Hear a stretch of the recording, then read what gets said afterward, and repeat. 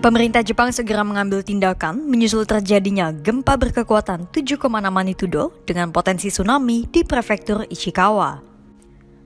Perdana Menteri Jepang Fumio Kishida menyatakan dirinya telah memberikan 3 instruksi pada Senin 1 Januari 2024. Ketiga instruksi dari Fumio tersebut akan dijalankan oleh kantor tanggap bencana yang telah didirikan oleh pemerintah Jepang.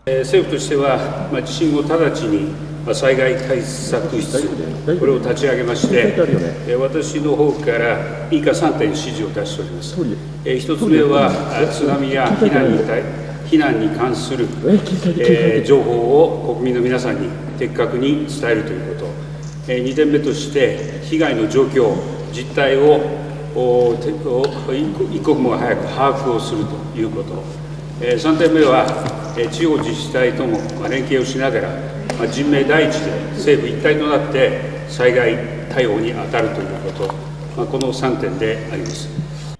Badan Meteorologi Jepang telah melaporkan lebih dari selusin gempa di lepas pantai Ishikawa dan prefektur sekitarnya, salah satunya berkekuatan 7,6 magnitudo.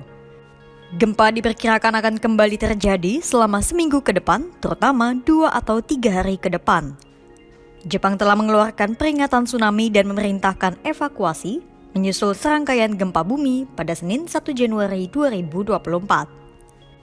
Peringatan tsunami tingkat tinggi telah dikeluarkan untuk Ishikawa dan peringatan tsunami rendah untuk seluruh pantai barat Pulau Honshu.